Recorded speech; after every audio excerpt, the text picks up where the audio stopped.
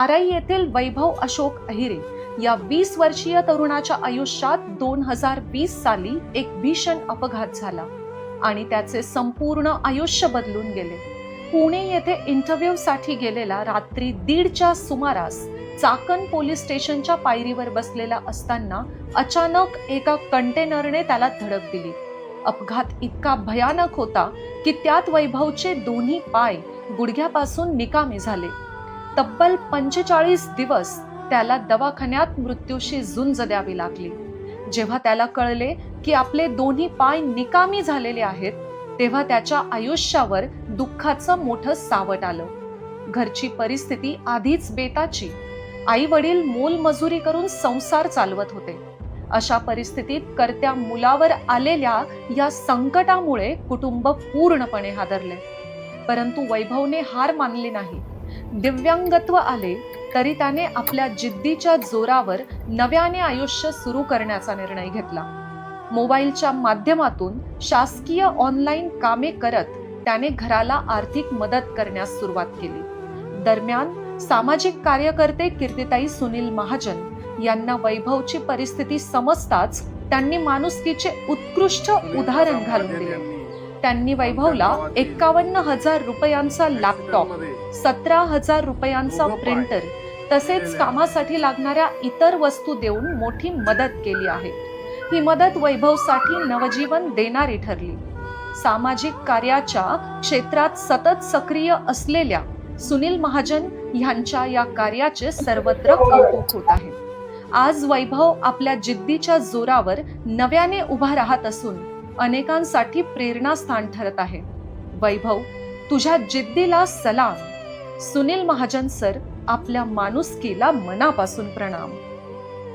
काम वगैरे करता येत नव्हतं, मग मला सुनील दादांनी लॅपटॉप आणि प्रिंटर दिले, जेणेकरून मी जास्तीत जास्त अजून कामं करू शकतो. असं जेवढे ऑनलाईन कामं असतो ते मी आता सर्व एकच ठिकाणी सर्व करू शकतो. असं मोबाईलवर फक्त छोटे मोठेच कामं करता येतात तुम्हाला. आता उत्पन्न दाखला, रहिवासी दाखला, 7/12 वगैरे जेवढेही ऑनलाईन कामं असतात, फॉर्म भरणं वगैरे एव्हरीथिंग सर्व कामं मी आता एकच ठिकाणी बसून कमवू शकतो. मला कोणाच्या दारात जायची वगैरे गरज येत नाही. मी घरी बसून माझं पोट भरू शकतो. मी माझं आणि माझ्या फॅमिलीचं पोट भरतोय. आता दादांनी दिलेल्या छोट्याशा मदतीने मी अजून जास्तीत जास्त पैसे कमवू शकतो. धन्यवाद दादा.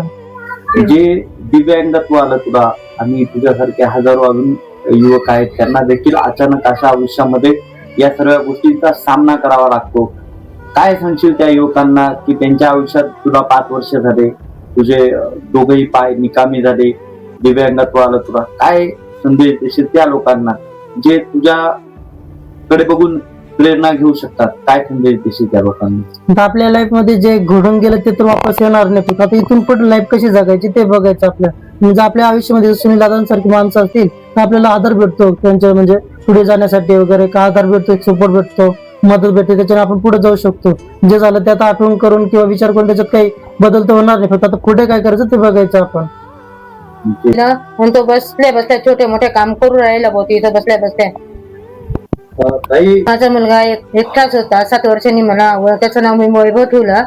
आणि माझे खूप स्वप्न होते का माझा मुलगा पुढे व्हावा. मी ITI ला 1 नंबर आला. 25,000 रुपये लोकांची मजुरी करून भरले. त्याच्यासाठी माझे खूप मोठे स्वप्न होते की माझ्या मुलांनी काहीतरी करावं. त्याचे पप्पा बी अपंग असल्यामुळे मी लोकांची मजुरी करत असल्यामुळे त्याचे दोन्ही पाय गमावले लागले त्याला. त्याच्यामुळे मी फार नाराज. पण तो हॅपी राहतो, काय काय ना मी करतो बुवा असं तो म्हणतो.